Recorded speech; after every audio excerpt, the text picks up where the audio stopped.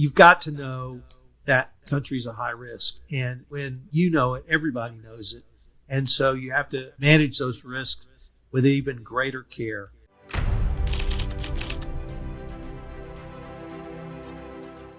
Hello, everyone. This is Tom Fox back again with Mike DeBernardis, partner at Hughes Hubbard for another episode of the Corruption Files. Today, we're going to take up 4 telecom cases that, frankly, are 4 of Mike and I's favorite cases. So, Mike, first of all, welcome back.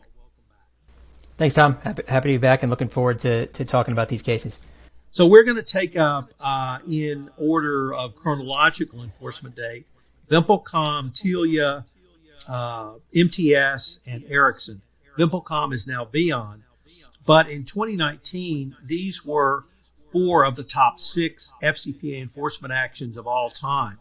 So it was a massive case, series of cases, made even more fascinating by the fact that they all involve corruption in one country with one government official. Well, perhaps I shouldn't say government official, the daughter of the president, Gulnara Karimova of Uzbekistan.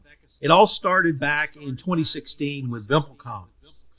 February 2016, bribery fine paid of $795 million. Some bribery schemes that were some of the first we had seen. They were used in some of these cases, again, but really creative use of bribery. So, first of all, we had a really interesting transaction, which was essentially a fraudulent buyout of a company by VimpelCom to the tune of $37.5 million.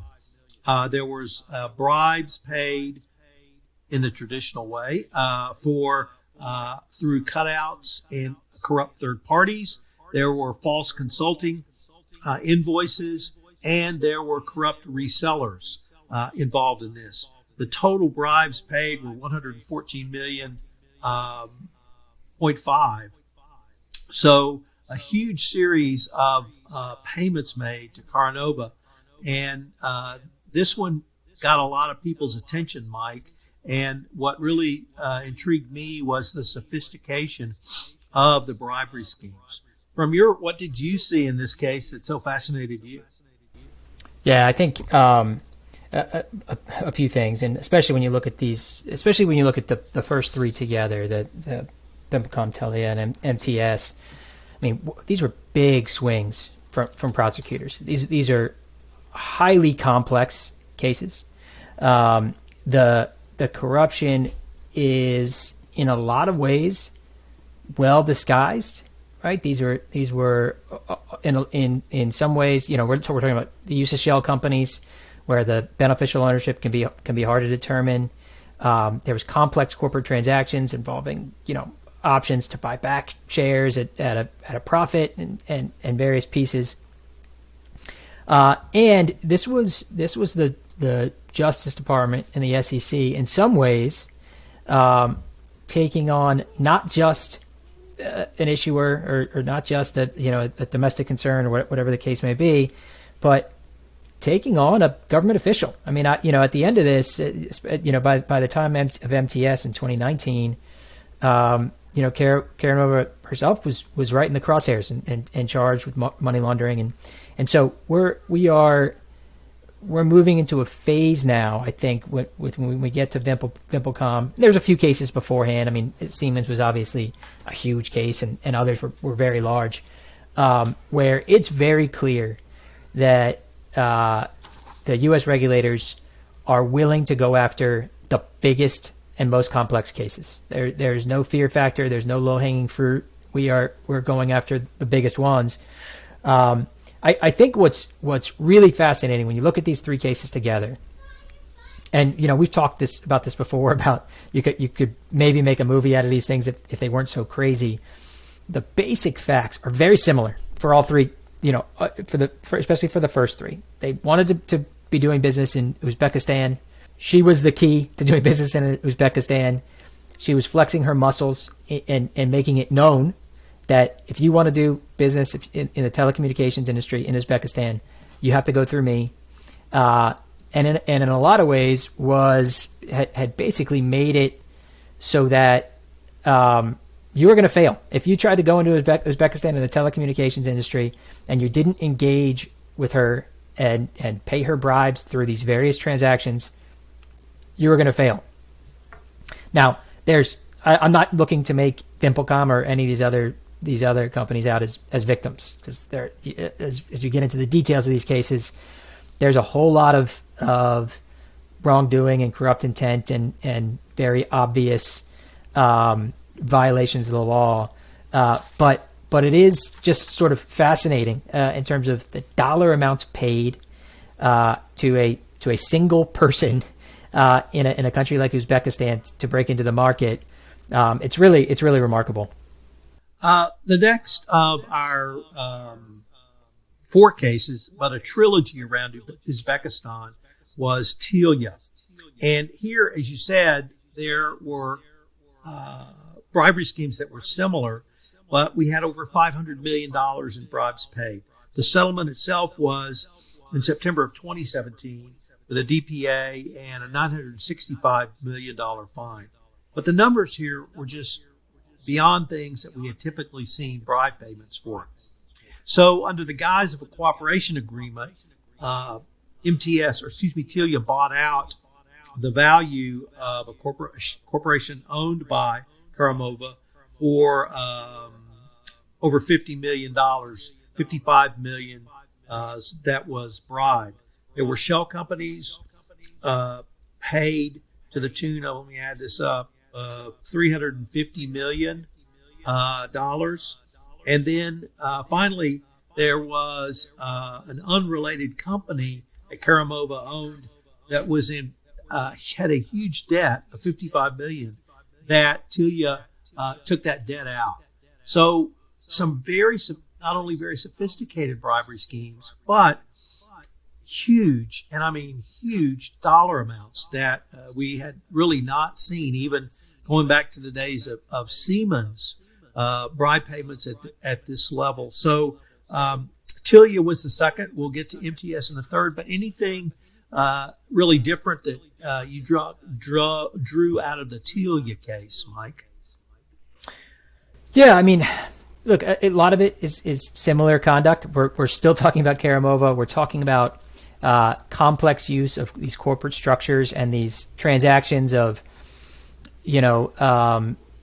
where you are almost fooling insiders, right? You're fooling your board. You're trying to tell them, hey, we need to do business with this subsidiary in order to get, whether it was blocks of phone numbers or specific frequencies, when in reality that's the type of stuff you could have gotten just directly from the government for free.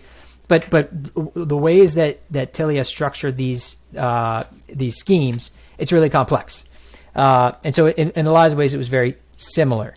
One of the things that I think kind of stood out to me about these 2 cases, and we can talk about this more when we get into MTS as well, because it's interesting to compare the 3 cases in terms of the penalties, right? So VimpelCom, that happened certainly pre-corporate enforcement program, pre-pilot program, I believe. So they actually got a 25% reduction for cooperating and turning over information to the government. But then they got this extra 20% reduction for basically admitting to the misconduct and resolving the case quickly. So they got a 45% reduction off of the bottom of their sentencing guideline range, which is really remarkable. They did have to pay some disgorgement, which a large amount of disgorgement, which got their number up significantly higher. But their penalty, their criminal penalty, was $460 million. Telia, just a year later, involving a lot of the same misconduct, actually had a lower sentencing guideline range, but they only got the 25% reduction for cooperation. So they ended up at $550 million in a criminal penalty. So a higher criminal penalty for Telia than VimpelCom, and I think part of that is now the DOJ was getting sort of more formulaic in the way that they're applying credit and capping the amount of credit. And part of it is a look at how the 2 companies responded both during the misconduct and afterwards. And as I think we're going to jump into MTS in a second, but that one's even more interesting to look at from this perspective, because in a lot of ways they got the worst. Their schemes ended up the poorest for the company in terms of their bottom line, but because of the way they responded both before and after the investigation started, they ended up with the highest penalty. So that brings us to MTS, which settled in November of 2019 with a total fine and penalty paid of $850 million. We saw the same general types of bribery with one addition of payment of bribes through charitable entities. Obviously, we've seen that in other cases, and we've talked about that in prior podcasts. But here the payments were much higher than a few $1,000s that we saw in the Eli Lilly case, for instance. They were multiple millions, as many as $20 million in charitable donations made. And the thing that struck me about this, while using the same basic structure we had seen around transactions to pay bribes, Mike, we had two different ones. And I'm going to try and name these entities. Gulnara Karimova was a company, a U.S. company that had rights to telecom licenses in Uzbekistan, and MTS needed to take them out to do what they wanted to do. And so Karimova bought them out for $12 million and then flipped that entity to MTS for $100 million with its licenses intact.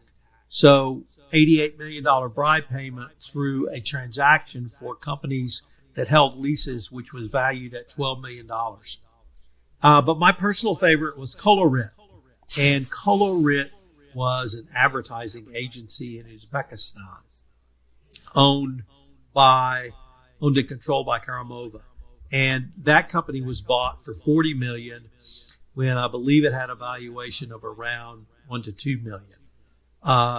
Even when when MTS compliance looked at this, they smelled a rat. But more interestingly, when the business people tried to come up with a business justification, not only could they not do so, they said, this is not in our core business. We wouldn't know what to do with this, and we won't know how to run it.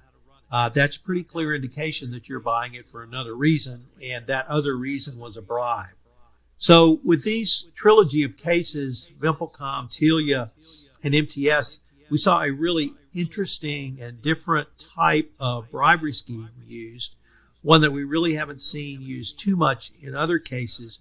But I think for every compliance professional, they need to understand that they need visibility into these types of purchases. And these three cases really, for me, drove home that message as well. Was what interested you from the MTS perspective, Mike? Yeah, no, you hit on some of it, right? The Colorit piece, and I believe Colorit ended up maybe pleading guilty as part of the overall resolution with MTS, which is pretty remarkable. Is interesting, and I it stuck out to me as well that you had the board of directors saying, "Wait a second, this is outside of our core business. Your projections on what's going to happen in the Uzbekistan advertising market seem way out of whack for why we would pay this amount of money." Compliance was saying this looks incredibly shady, and it still got through, which is just shows how sort of poor of a control environment they had going on at the time, that the transaction a large transaction could still be completed despite those hesitations and reservations. Overall, though, the three cases, you have a situation where to do business in the Uzbekistan telecom market, they basically had to buy a local telecommunications company. So VimpelCom had Unitel, Telia had Coscom, and MTS had Uzbekistan. This is not something that's unique to the telecom industry. This happens in industries in certain countries, and this is a risk area, right? Because you never know. I don't want to say you never know. There's always the risk that there are unidentified beneficial owners behind the companies that own these companies that you're trying to buy into. And the reality is, VimpelCom, Telia, and MTS were not fooled. They knew exactly who was involved and who they were paying all this money to. But it for the compliance professionals involved, for the boards of directors, it became more complex, right? You had these situations where, the board is asking questions about, okay, who owns this company? Who are these owners? And, the business people on the ground might know that Karimova owned them, or was at least beneficially owned them. But there's ways to disguise that when you're passing it up the chain. So that made it really difficult for MTS and others. But one of the things I think that sort of, when I said that MTS ended up getting sort of a rough end here, I believe ultimately that Karimova's requests and demands became, increasingly unsustainable. And so eventually MTS stopped, giving into her. I think she at one point wanted a loan so she could buy a bank or something, and they refused. So she worked with the Uzbek government to expropriate Gulnara. So they lost their asset in Uzbekistan, which is a huge loss. Despite that fact, and despite the fact that the DOJ recognized that they ultimately didn't earn any profit from all the bribes they paid. Out of the three companies, they ended up paying the largest fine. They paid the $850 million, and a big part of that is they paid their penalty was a 25% increase off the low end of the sentencing. And there's always a difference. It's always interesting to look at when somebody gets 20%, only a 20% reduction instead of 25, what that 5% was worth. But when the numbers get as big as they are in these cases, and you're talking about a sentencing guideline range of $673 million to $1.3 billion, every percentage point is a huge dollar figure. So MTS's fine range was 673 to 1.3 billion, which was lower than Telia's. But because Telia got a 25% reduction for cooperating and providing all the information, and MTS got a 25% increase because they did not cooperate, they were refusing to provide documentation and refusing to make witnesses available, MTS paid $300 million more than Telia. It's really, this is, of all of them, especially because we're dealing with similar facts, this is sort of that prime example of here's the value in actually doing this right and making sure you're cooperating and everything else in pure dollars. We're talking about $300 million difference. It's really pretty remarkable. It is and it really drives home a message that we don't see very often. We do see the message that cooperation gives you significant credit, but we rarely see the other, it go the other way because very few companies really refuse to cooperate. And you're absolutely right. When you're getting to this level of fine, 5%, 10% can literally mean hundreds of millions of dollars either way. So I thought that was equally important as well to bring up. Now let's go to Ericsson. And Ericsson was not involved in Uzbekistan, at least that we know of now. And I should say we probably have to caution that because we never know with Ericsson, as we found out. But they signed their DPA in December 2019, had a total fine of $1.06 billion. And they had multiple bribery schemes in multiple countries. And I'm just going to go through these because I think it's important for the compliance professional, even if you don't think these cases really have anything to do with you because of either the size of the defendant or the size of the fine and penalty. I think they're very instructive in lessons learned for you to look for or things to look for. So in Jubabi, we had a case we hadn't seen or a bribery scheme we hadn't seen in quite some time, which was payments to third parties controlled by the spouse of a government official. In China, we had the fairly traditional bribery scheme of payments to corrupt third parties. But then the Chinese business unit took it at an entirely new level, creating a series of agreements with third parties where they set up a separate business unit to enter into what were called in the DPA false service development agreements, literally to make payments. Once again, that's documenting in a way that perhaps I had not thought of. I certainly wouldn't advocate. In Vietnam, we had some very traditional bribery schemes of but $4.8 million in cash that was paid out through corrupt consulting companies. Indonesia was stunningly $45 million paid through an off-the-books slush fund. And the thought of a petty cash fund where you have $45 million is stunning in and of itself, but it really shows things you have to look for from the compliance perspective. In Kuwait, we had a fairly straightforward corrupt consulting contract. In Saudi Arabia, it was the same. So that really led many people to think that this was really part of the business operational plan of Ericsson. Ericsson is currently under investigation for additional bribery schemes that came up after this DPA that perhaps we'll talk about in a different podcast. But the breadth and scope of what Ericsson got into trouble for, Mike, was really just stunning. And I hope compliance professionals will use this case to understand that it's not just having a corrupt third party. It's not just your gifts, travel, and entertainment. It's not even charitable contributions. Just as you and I often say, in law and compliance, you're only limited by your imagination. Unfortunately, the same is true in bribery schemes. There's a couple of other points that we might be able to tease out of these cases, Mike. First of all, these were companies that were not domiciled, at least home domiciled in the United States.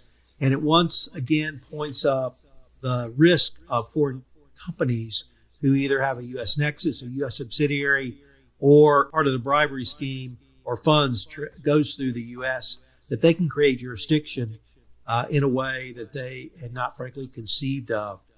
I used to use the example of Total, which paid $63 million in bribes into Iran back when you could do business there, and $500,000 was wired through the U.S. banking system.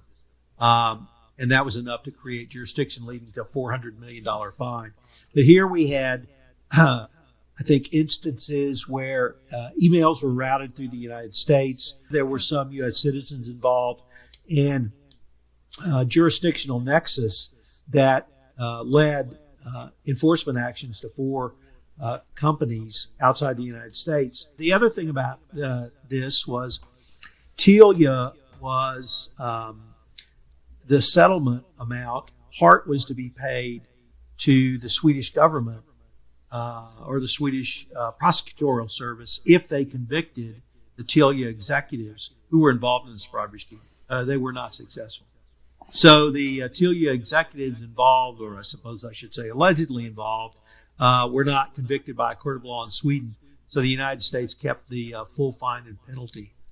And then the last thing is, and I know you touched on this a couple of times, but I want to reiterate it. When you have one country that is so corrupt that one official, the daughter of the president, can literally control billions of dollars of assets and obtain hundreds of $millions in bribes. And I should parenthetically note, the country of Switzerland was very helpful in these investigations involving Karimova because many of her shell companies were Swiss, or monies were routed through the Swiss banking system, and they froze her assets to help after these DPAs and NPAs or DPAs were settled. You've got to know that country's a high risk. And when you know it, everybody knows it. And so you have to manage those risks with even greater care.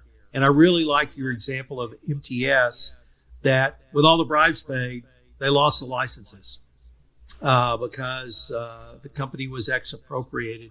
And it really, the last point I would end with, which is once you pay a bribe, you're caught, you're stuck. They have their claws in you. You cannot get out.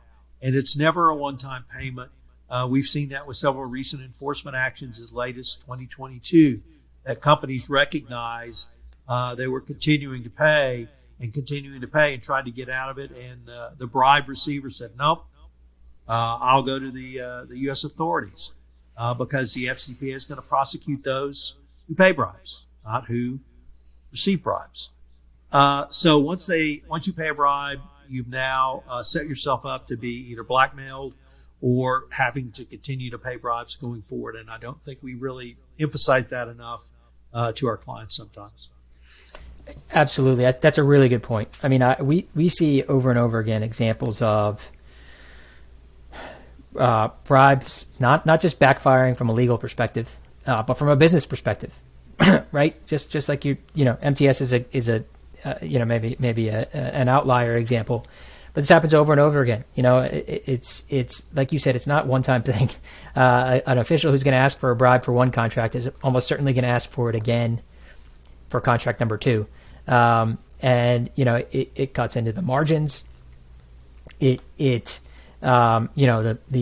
see over and over again that the asks and the demands often become increasingly aggressive and large and difficult to manage. And so, yeah, it's I'm sounding like I'm preaching a little bit, but it's bad business, really. Now, look, there are plenty of examples. We see it with these huge disgorgement payments.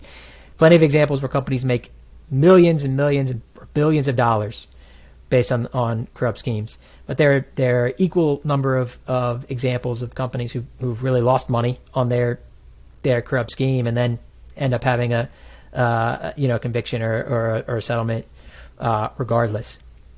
So I did want to just touch before we leave on your point about jurisdiction, because I think it's always tricky. It's in these situations where you have got the Department of Justice in particular. Usually, when the SEC is involved, you are or were an issuer in some sense. But when you have the Department of Justice and you're a foreign company involved, I mean, there's absolutely an opportunity, Tom, to make jurisdictional arguments to the department, saying this conduct is outside your jurisdiction or whatever it may be. But the reality is, and we know this from years of examples, companies aren't going to risk challenging that in court, right? We're not going to lay the life of the company on a potential trial and conviction with the hopes that your jurisdictional arguments are correct. So the U.S. government has a huge amount of leverage when it comes to jurisdictional arguments in this context, in the FCPA context. For individuals, it's much different, and we've seen successful arguments against exercise of jurisdiction. Hoskins' case stands out, but there's others as well. But for companies, if there's a nexus at all to the U.S., chances are prosecutors are going to point to that as good enough to make jurisdiction, and it's really hard to get them off of that. So, Mike, these were just deliciously fun cases, just incredible fact patterns, frankly, incredible characters involved. And I'll circle back to, if you took the script to Hollywood, they probably wouldn't make it. But we're going to end this episode, and we look forward to visiting with you again. Yeah, absolutely. And if people are interested in this, you can spend hours just reading about Karimova and her history in Uzbekistan. It's fascinating stuff.